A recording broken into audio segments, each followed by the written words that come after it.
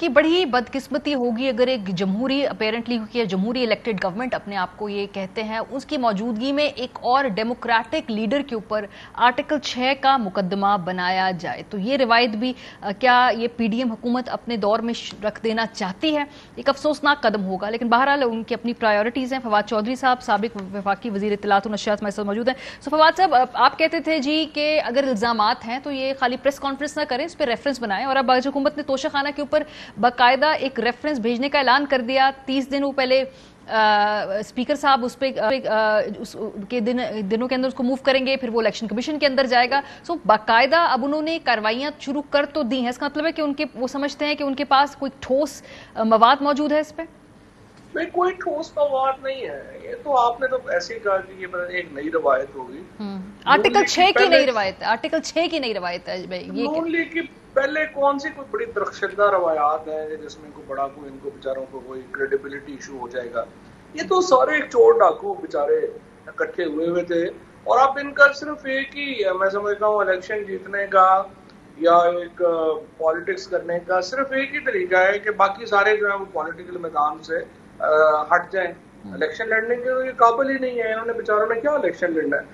ये घरों से नहीं निकल सकते लोग। इनको जिस तरह सलूक हो रहा है, ये लोग जो हैं अब तो सिर्फ एक आप समझिए कि फस्तायत की बिना के ऊपर, ताकत की बिना के ऊपर, आमरीत की बिना के ऊपर ये लोग पाकिस्तान में इक़्तिदार में हैं, जमहूरियत की बिना के ऊपर तो नहीं है।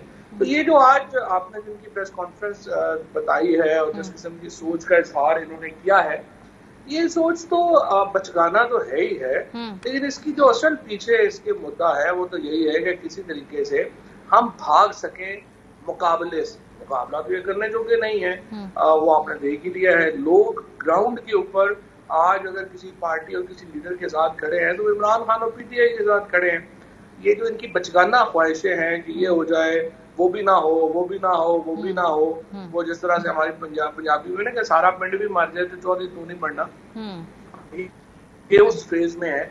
इनका ख्याल है कि बाकी सबको हटा दें फिर शायद हम चौधरी बन जाए। इस तरह चौधरी नहीं बना जाता। आपको इलेक्शन में आना है, इलेक्शन लड़ने हैं। अगर आपकी कोई औकात है इस वक्त तो आपको चाहिए कि आप इलेक्शन अनाउंस करें और अपना लोगों को मौका दें। ये जो अयाज सादिक है या ये जो ख्वाजा आसफ वगैरह, ये लोग जो है ये 85 की पैदावार है, 85-88 की पैदावार है। इनको पता ही नहीं कि पॉलिटिक्स कहाँ चली गई है, मुल्क कहाँ चला गया है, दुनिया किधर चली गई है। ये उससे ही अपने छोटे छोटे शेल्स में बैठे हुए हैं।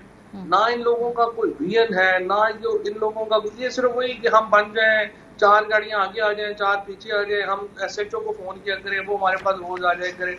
ये इसी में लगे हुए हैं और इसी में कि हम अपने मुखालिफों को इस तरह से दबा लेंगे और इस तरह से कर लेंगे। ये कोई जमाना है इस तरह की बातों का? इनको बहुत जूते पड़ने हैं, अभी भी पड़ रहे हैं, लेकिन जिस किस्म की आपकी सोच की है, आप यकीन कीजिए इस उम्र में इनको बहुत जूते पड़े। चले खुदा ना करे किसी भी अगर सियासतदान को जूते पड़े, वो ओवरऑल आपके पूरे प्रोफेशन के लिए कोई अच्छी बात तो नहीं है ना फवाद साहब। एक और जो सामने कल से हम देख रहे हैं, एक एलिजिड ऑडियो टेप है, सोशल मीडिया के ऊपर वो आई है। अगर सोशल मीडिया तक रहती तो मैं सवाल शायद ना पूछती, लेकिन चूंकि आज पीएमएलएन ने एक प्रेस कॉन्फ्रेंस करके उस हवाले से गुफ्तगू की है, इसलिए ये सवाल पूछना लाजिम है। ये जो ऑडियो है इसके अंदर जो जिक्र किया जा रहा है कि कैसे हैशटैग्स और कैंपेन साबिक खातून अव्वल के हवाले से बनाए के डायरेक्शंस पे बनाए जाते थे। सो जरा इस पर रद्द-ए-अमल दे दीजिए अपना, फिर मैंने इससे जुड़ा अगला सवाल पूछूंगी। मुझे नहीं पता कि फ्रेंकली अपरेंटली जो टेप है वो टेम्पर्ड है, लेकिन मैं देखता ये हूँ कि जब भी पीएमएलएन बहुत सियासी दबाव में होती है, एक लीक बना के भेज दी जाती है। चाहे वो पिछली दफा आपको याद है कि जब पेट्रोल प्राइसेस इन्होंने बढ़ाई थी 30 रुपए, तो उस वक्त वो मलक रियाज साहब के एक टेप जो है वो लीक कर दी गई थी। अब कल का जलसा जो हुआ है उससे घबरा के ये टेप लीक कर दी गई है। बट फ्रेंकली टेपों से क्या फर्क पड़ता है? लोगों को तो कंसर्न है आप पेट्रोल प्राइस कैसे नीचे लाएंगे, आप बिजली की कीमत कैसे नीचे लाएंगे, जिंदगी आसान कैसे होगी, लोगों के दुख है यहाँ पे, वो टेपों से तो नहीं जाने वाले। तो ये टेपे बनाना ना कोई प्रॉब्लम है, ना इसमें कोई बहुत बड़ा कोई उसका एक रह गया है। टेक्नोलॉजी सो एडवांस, किसी को इसके ऊपर जो है वो ना यकीन है, ना कोई लोग इस पर तवज्जो देते हैं। इसीलिए आप देखें इन्होंने अब तक जितने एलिगेशंस दे के आए हैं वो इनके स्टिक ही नहीं किए। 48 घंटे रहते हैं, वो भी जंगजियों वाले बेचारे पागल हुए हुए हैं कि कुछ मिल जाए, वो पीछे लग के किस किस्म का काम जो है वो करवाते हैं, लेकिन वो रह जाता है। वो भी उनके भी तो बड़े बड़े माशाल्लाह इंजीनियर्स वहां पे बैठे हुए हैं, उनको भी अकल नहीं आ रही कि ये चीज चल नहीं रही है। लेकिन फवाद साहब, मेरे लिए अलार्मिंग बात पता है क्या है? मेरे लिए अलार्मिंग बात ये है कि आज जो पीटीआई ने जो प्रेस कॉन्फ्रेंस की, आप लोगों ने जवाब में कहा कि हमारे पास भी टेप्स हैं। सो इसका मतलब है कि एक टेप यहां से लीक होगी, एक टेप फिर दोबारा पीएमएलएन लीक करेगी, और पाकिस्तानी सियासत में ऑडियो लीक, वीडियो लीक, और ये मामला कहां जाके रुकेगा? और दूसरी बात ये कि ये जो चीजें टेप कर रहा है उसको भी तो कोई मुहासबा होना चाहिए ना, कि कोई किसी कानून के तहत, कोई इस मुल्क में अदालतें हैं, अगर किसी ने चैलेंज करना है वो किस फोरम पे जाए कि भाई हमारी ये रिकॉर्डिंग्स हो रही हैं। तो ये तो एक मजमूई तौर पे एक और बहस है, आप लोग एक दूसरे की टेपें लीक करने के बारे में एक दूसरे को धमकियां दे रहे हैं।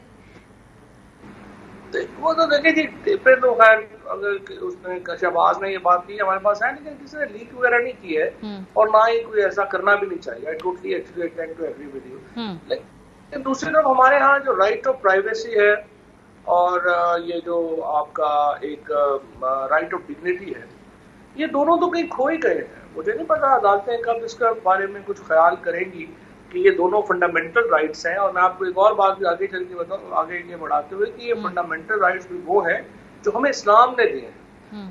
राइट ऑफ प्राइवेसी जो है वो हजरत उमर रज़ी अल्लाह तआला अन्हु ने सबसे पहले इन्फोर्स किया, और उन्होंने वो गवाही ही मुस्तरद कर दी जो घर में झांक के ली गई थी। उन्होंने कहा ये मुमकिन नहीं है कि आप इस तरह से लोगों की जाती जिंदगियों में मुदाखलत करें। और इसके बाद जो डिग्निटी है वो तो हमारे इससे पहले इस्लाम ने तो डिग्निटी दी है। हमारा जो आइन है वो इसी इस्लामिक प्रिंसिपल को लाइफ के साथ इक्वेट करता है। जो आर्टिकल 9 है वो राइट ऑफ लाइफ और डिग्निटी देता है। तो ये तो कहीं खो ही गया है। और हमारे यहाँ क्योंकि एक हर एक की कोशिश हम करते हैं कि 24, एक तो हमारे इदारों को भी ये प्रॉब्लम है, ये कोशिश करते हैं कि हर एक के ऊपर एक फाइल हमारे पास होनी चाहिए और हम फिर उसको यूज कर सकें, क्योंकि पॉलिटिकल पावर जो है वो हमने लेनी होती है। तो इसलिए वो, चाहे आपको मालूम है इससे पहले जजेस की भी बन रही होती है, हर एक। फवाद साहब, ये तो पॉलिटिकल हक आप लोगों ने खुद ही फोरगो कर दिया ना। अब अगर सियासी जमातें इन लीक्स की ओनरशिप लें और उसको सियासी तौर पे इस्तेमाल करें तो बस फिर ठीक है, आपके साथ यही होना चाहिए ना। फिर देखिए, सियासी जमातें तो ऐसी ही होती हैं, वो कोई अपना फरिश्तों पे मबनी तो है नहीं। और उन्होंने ये जो हरकतें की हैं, एक्चुअली ये पीएमएलएन का ये एक पुराना हिस्ट्री है। अगर आप 1988 में देखें, इन्होंने बेनज़ीर भुट्टो शहीद की तस्वीरें, नुसरत भुट्टो की तस्वीरें, इनके एसेट्स थे वो उस वक्त हुसैन हक्कानी साहब इनके मामला को डील करते थे। आप भी शायद दोबारा वही कर रहे हो क्योंकि टेपें वगैरह काफी बढ़ गई हैं, ये जो भी और कर रहा है। इनकी लेगेसी है इनका। ये आज जो था तारड़ साहब प्रेस कॉन्फ्रेंस कर रहे थे, इनके दादा की आप हिस्ट्री देखिए। ये जो अपना बाकी लोग इनके सारे कर रहे हैं, ये दादा परदादा से ये यही काम करते आ रहे हैं। सो आई डोंट नो